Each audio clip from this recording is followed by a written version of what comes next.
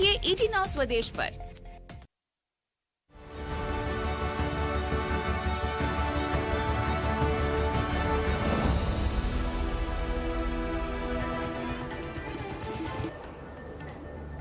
स्वागत है एक बार फिर आपका ईटी मनी बनो अपना फाइनेंस मिनिस्टर में। और अब सवाल जवाब का सिलसिला शुरू करेंगे कार्यक्रम में। मेरे दो खास मेहमान मेरे साथ जुड़ गए हैं, क्रेडेंस वेल्थ एडवाइजर्स के फाउंडर और सीईओ कीर्तन शाह और साथ ही जेएसटी इन्वेस्टमेंट्स के सीएफओ आदित्य शाह। आप दोनों का बहुत बहुत स्वागत कार्यक्रम में। तो पहला जो सवाल है वो रविराज जैन जी का है हमारे साथ। रविराज जी से बात करने की कोशिश करते हैं। रविराज जी नमस्कार। जी नमस्कार सर। बताइए कैसे हैं आप? Yes sir, fine sir. बताइए क्या सवाल है आपका? हाँ सर, मेरा सवाल ये है कि मुझे अपने रिटायरमेंट की प्लानिंग करनी है और साथ में मेरी डॉटर की मैरिज के लिए भी कुछ पैसे इकट्ठे करने हैं। तो डॉटर की मैरिज के लिए 20 इयर्स का मेरा है और मुझे 25 लाख रुपीस की जरूरत पड़ेगी। ओके। और मुझे रिटायरमेंट जो है मेरा 20 इयर्स बाद है, तो उसके लिए मुझे 5 करोड़ की जरूरत है और मैं 30,000 रुपीज पर मंथ के हिसाब से इन्वेस्ट कर सकता हूँ। क्या अभी कुछ इन्वेस्टमेंट आप कर रहे हैं रविराज जी? हाँ मैं करता हूँ, बट उसमें कैसा है कि ये टैक्स सेविंग के जो रहते हैं म्यूचुअल फंड, ELSS स्कीम वगैरह, उसमें करता हूँ, बट उसमें कुछ रिटर्न वगैरह उतने मुझे मिले नहीं है। Okay, correct. तो ऐसा मतलब अभी काफी समय तो निकल चुका है, मेरा 40 इयर्स ऑलरेडी एज हो चुका है। तो उस हिसाब से मैं सोच रहा था कि ये थोड़े से समय में कैसे अच्छे से अच्छा किया जाए। चलिए, लेकिन एक कहावत है हिंदी में रविराज जी, देर आए दुरुस्त आए, कभी भी लेट नहीं होता इन्वेस्टमेंट के वर्ल्ड में। तो आज हमारे साथ जो दो खास मेहमान हैं उनसे पूछ ही लेते हैं आपका सवाल। कीर्तन, आपसे पूछना चाहूंगा, यहाँ पर रिटायरमेंट और बेटी की शादी। रिटायरमेंट के लिए करीब 5 करोड़ का टारगेट है और बेटी की शादी के लिए करीब 25 लाख का। 30,000 तक की इन्वेस्टमेंट ये हर महीने कर सकते हैं। अभी इन्होंने जो टैक्स के जो सेविंग वाले प्लान हैं उसमें इन्वेस्टमेंट किया हुआ है, तो वहां से रिटर्न अच्छा नहीं है। क्या स्ट्रैटेजी होनी चाहिए यहां से आगे 20 साल के लिए?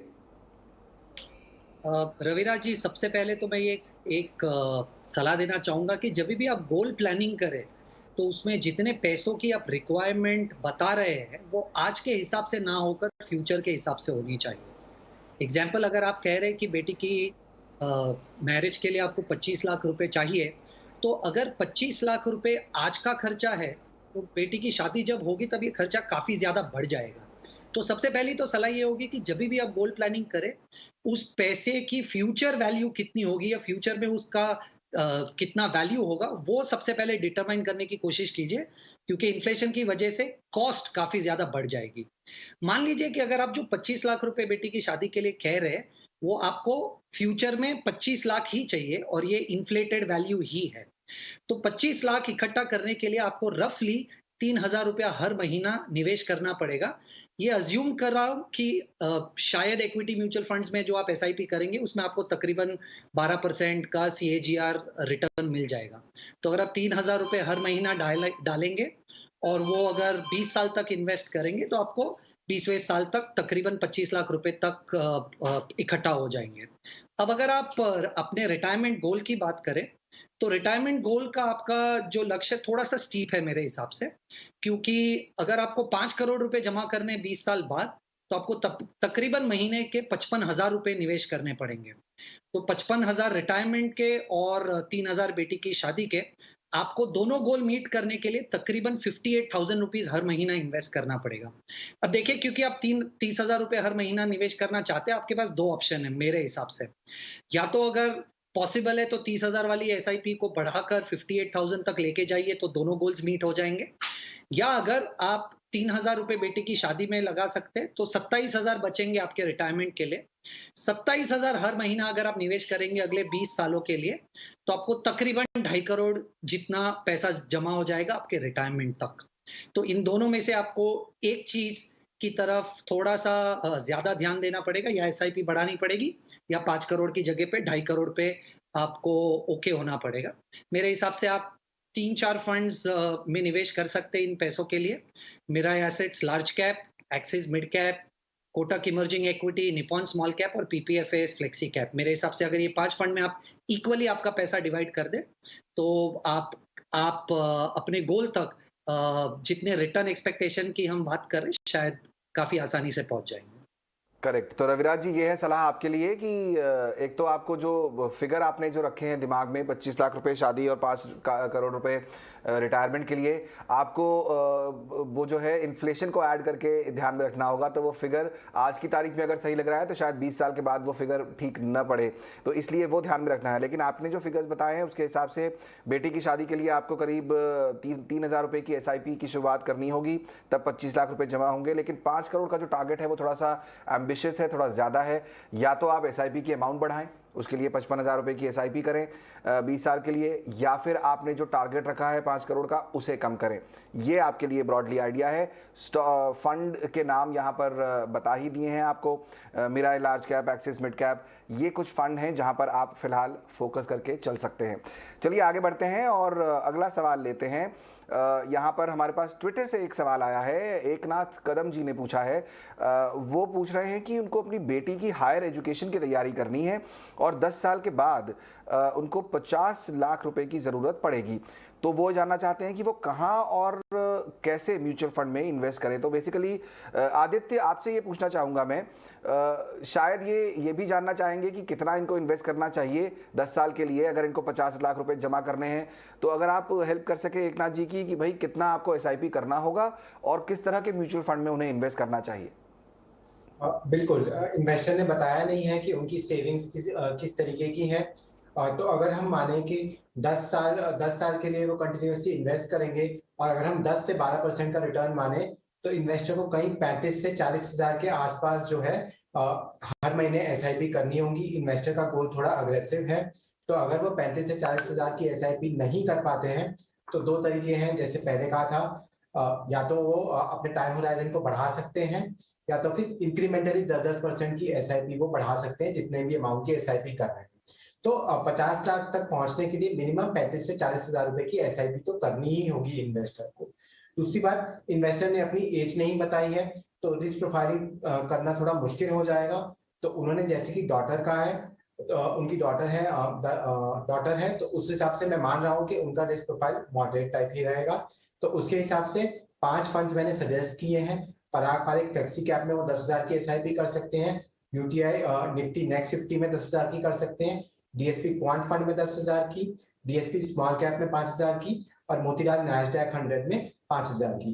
देखिए 35 से 40 हजार की SIP करेंगे तो जस्ट आप अपने गोल की तरफ रीच कर पाएंगे। तो बिल्कुल डिसिप्लिन रहिए, बिल्कुल कंसिस्टेंट रहिए और ऊपर नीचे में घबराइए मत। कंसिस्टेंटली SIP को करेंगे तो आप अपने गोल्स की तरफ रीच कर पाएंगे। और अगर ना कर पाए इतने की SIP तो या तो टाइम होराइजन बढ़ाइए या फिर 10% करके SIP को, जितने की भी SIP कर सकते हैं उसको 10% मिनिमम बढ़ाइए हर साल, तो आप शायद इस गोल को रीच कर पाएंगे। बिल्कुल, बहुत अच्छी बात यहाँ पर आपने बताई और यही ये तरीका है इन्वेस्टमेंट का। डिसिप्लिन रखना बहुत ज़रूरी है, रेगुलरली इन्वेस्टमेंट करना बहुत ज़रूरी है। आपके लिए जो सलाह है एकनाथ जी वो ये कि करीब 40,000 रुपये तक की SIP आपको करनी होगी, जो आपको अगर माने कि 10% तक का रिटर्न भी मिलता है सालाना, तो आपको 8 साल में 50 लाख रुपए तक मिलने की उम्मीद है।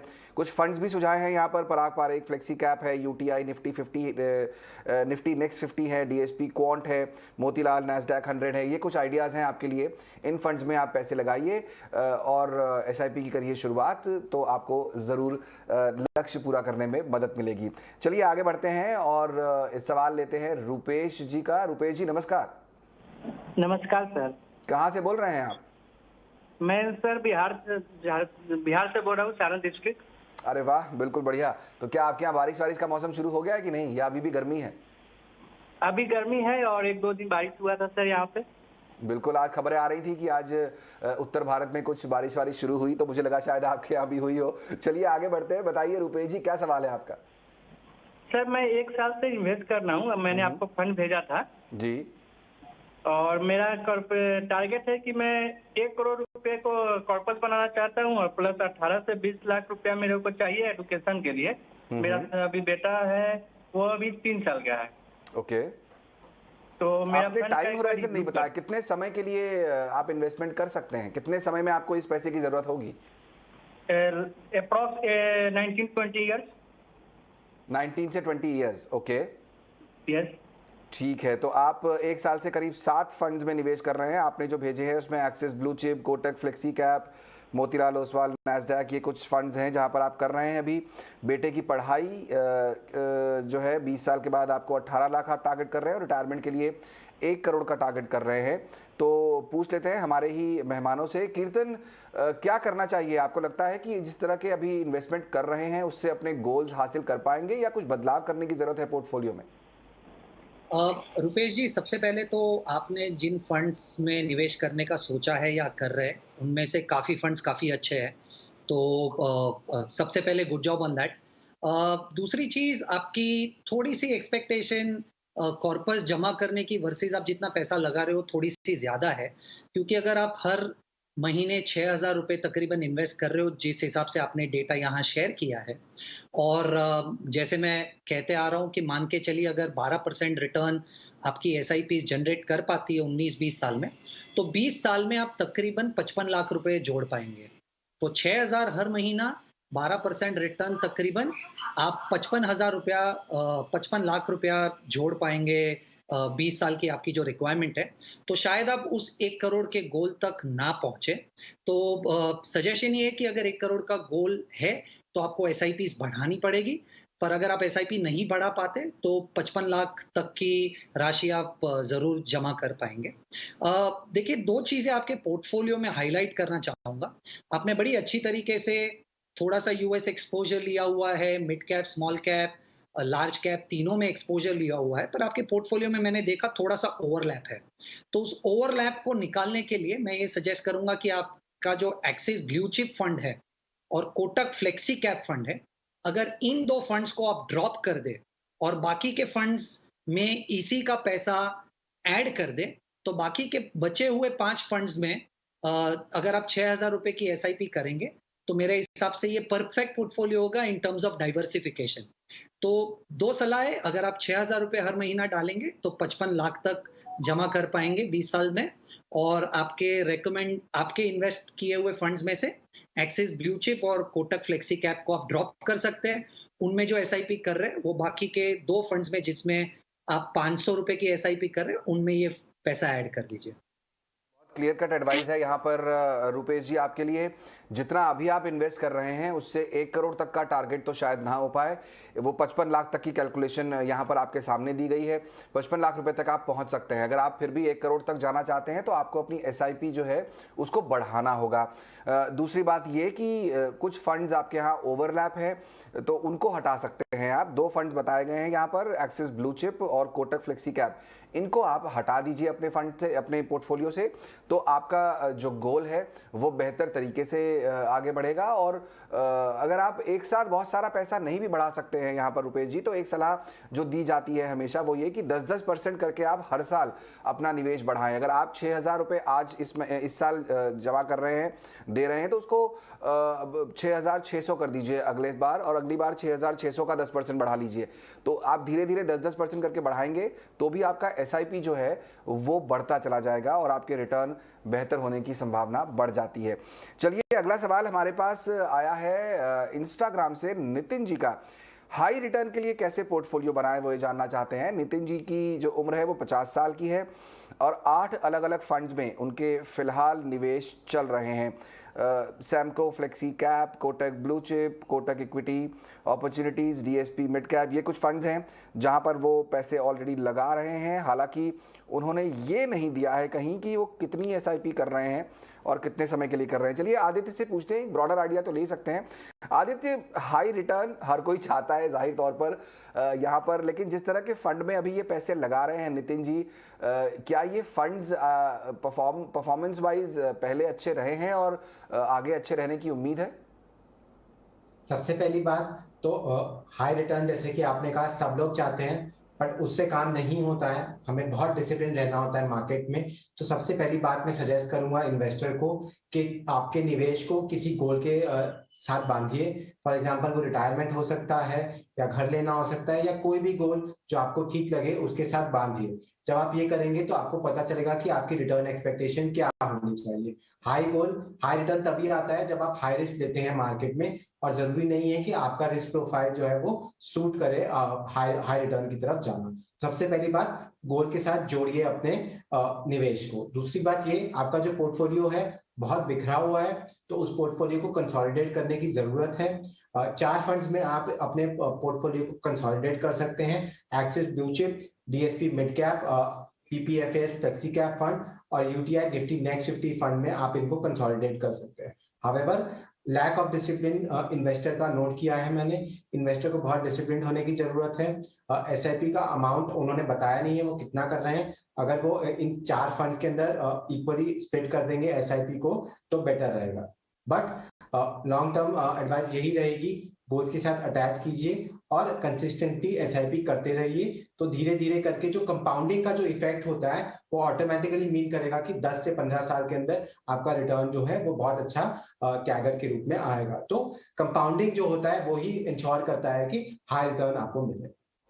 करेक्ट, बहुत इंपॉर्टेंट बात यहाँ पर बताई और नितिन जी के लिए कि आपको हमेशा ये तय करके इन्वेस्टमेंट करना होता है कि वो इन्वेस्टमेंट आप किस लिए कर रहे हैं। कुछ लोग बेटी की शादी के लिए पैसे जमा करते हैं, कुछ लोग बच्चों की पढ़ाई के लिए करते हैं, कुछ घर बनाने के लिए करते हैं, कुछ रिटायरमेंट के लिए करते हैं। आपके पास एक गोल होना चाहिए। उस गोल से फायदा ये होता है कि आपकी समय सीमा भी तय होती है। अगर आप 30 साल के हैं, 35 साल के हैं और आप रिटायरमेंट के लिए प्लानिंग कर रहे हैं तो आपके पास समय बढ़ जाता है। लेकिन अगर आप 30-35 साल के हैं और आपको घर खरीदना है तो शायद आपको अगले 5 साल में ही घर खरीदना हो, तो आपका टाइम होराइजन कम हो जाता है, आपकी प्लानिंग उस हिसाब से बदल जाती है। तो पोर्टफोलियो जब भी प्लान करें, आपके पास गोल होना बहुत जरूरी है। गोल के साथ आप इन्वेस्टमेंट करेंगे तो बेहतर स्ट्रैटेजी होगी। ये बहुत अच्छी एडवाइस यहाँ पर अभी मिली है हमें।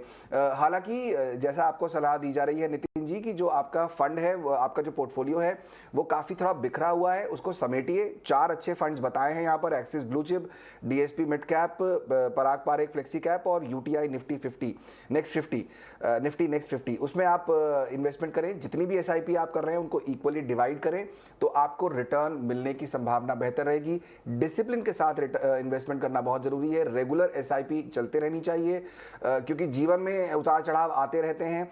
लेकिन अगर एसआईपी आप रेगुलरली करेंगे तभी आपको कंपाउंडिंग का फायदा मिलेगा, यानी तभी आपका पैसा बनाएगा। ये ध्यान देना बहुत जरूरी है। चलिए, वक्त हो गया है हमारे मेहमानों से ये जानने का कि जाने से पहले वो कौन से गुरु मंत्र आज हमारे दर्शकों को देने वाले हैं।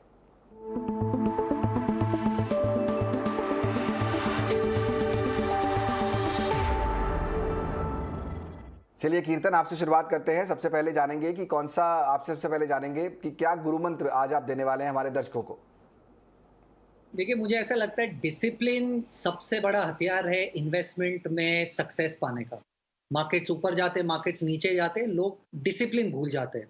तो अगर मार्केट्स जब ऊपर नीचे जा रहे हैं, अगर आप डिसिप्लिन से पोर्टफोलियो मेंटेन करके रखें, इन्वेस्टमेंट करके रखें और मार्केट कभी भी 10%, 15%, 20% गिरे और थोड़ा सा और पैसा अगर आपके पास इन्वेस्टेबल सरप्लस है तो उसमें ऐड करते रहे, तो मेरे हिसाब से आप बहुत सारे इन्वेस्टमेंट प्रोफेशनल्स को ये सिंपल स्ट्रैटेजी से आउट परफॉर्म कर सकते हैं।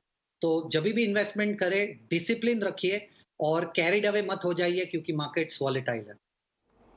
बहुत ही बढ़िया बात, यही बात अभी हम कर भी रहे थे कि डिसिप्लिन कितना ज़रूरी है बाजार में, म्यूचुअल फंड में या फिर किसी भी तरह के इन्वेस्टमेंट में। रिटर्न का फ़ायदा आपको तभी मिलेगा जब आप डिसिप्लिन तरीके से पैसे लगाएंगे और आप हर महीने एसआईपी करते जाइए और तभी वो पैसा आपका कंपाउंडिंग होगा। तो डिसिप्लिन बहुत इंपॉर्टेंट है बाजार में, म्यूचुअल फंड में या किसी भी तरह के निवेश में जो आप कर रहे हैं। आदित्य, आपकी बारी, बताइए क्या गुरु मंत्र देने वाले हैं आज दर्शकों को आप। लास्ट टाइम हमने एसेट एलोकेशन की बात की थी। इस बार अगर हम एसेट्स में जाए तो इक्विटी जो होता है वो वेल्थ क्रिएशन के लिए होता है, आपकी वेल्थ को बढ़ाता है, और जो डेट होता है वो वेल्थ प्रेजर्वेशन के लिए होता है। कई बार हमने देखा है कि इन्वेस्टर्स डेट में हायर रिटर्न के लिए, 8-9% के रिटर्न के लिए क्रेडिट रिस्क फंड्स या जंक बॉन्ड्स में इन्वेस्ट करना शुरू कर देते हैं। उनको लूर होता है कि हायर रिटर्न मिलेगा। ऐसा बिल्कुल मत कीजिए। डेट में आपके जो पैसे हैं फिक्स डिपॉजिट में या फिर डेट म्यूचुअल फंड्स में रखिए, सेफ प्रोडक्ट्स में रखिए ताकि उनको कभी भी कुछ प्रॉब्लम ना हो। और जो फंक्शन है डेट का कि आपको बुरे वक्त में बचाए, उसका जो यूज है वो फुलफिल करे। और जो भी आपको हायर रिटर्न कमाना है 10, 12, 13% का, वो सिर्फ और सिर्फ इक्विटी से लीजिए। तो एक बहुत बड़ा प्रिंसिपल है, इक्विटी को यूज कीजिए वेल्थ क्रिएशन के लिए और डेट को यूज कीजिए वेल्थ प्रोटेक्शन के लिए। डेट में हाई रिटर्न की तरफ मत जाइए और जंक बॉन्ड्स या क्रेडिट रिस्क फंड्स की तरफ बिल्कुल मत जाइए। बिल्कुल, और शायद यही वजह है कि जितने भी फाइनेंशियल प्लानर्स होते हैं वो सब ये सलाह देते हैं कि जब आप शुरुआत करते हैं अपने इन्वेस्टमेंट की जर्नी की, आप यंग होते हैं, आपकी सैलरी आ रही होती है और आपको दिख रहा होता है कि आप अगले 20, 25, 30 साल तक और काम करने वाले हैं, तो आप शुरू में इक्विटी में पैसा लगाते हैं। उसके बाद जैसे जैसे आप अपने रिटायरमेंट गोल के पास रिटायरमेंट एज के पास पहुंचने लगते हैं, तो धीरे धीरे वो पैसा ग्रेजुअली आप डेट की तरफ मूव करते हैं, क्योंकि इक्विटी जो है वो वेल्थ क्रिएशन में मदद करता है और डेट उसी वेल्थ को जो आपने क्रिएट की है उसको प्रोटेक्ट करने में मदद करता है। बहुत अच्छा गुरु मंत्र और बहुत अच्छी बात आज ये यहाँ पर आदित्य की तरफ से आई है सामने। बहुत बहुत शुक्रिया आदित्य और कीर्तन, समय निकालकर आज दर्शकों के सवालों के जवाब देने के लिए भी, और बहुत इंटरेस्टिंग बातें आपने इन्वेस्टमेंट के बारे में जो हमारे दर्शकों को बताई हैं उसके लिए भी। चलिए, वक्त हो गया है शो को यहीं समेटने का। पूरी टीम को दीजिए इजाजत, लेकिन आप कहीं मत जाइए क्योंकि ईटी नाउ स्वदेश पर लगातार खबरों का सिलसिला जारी है।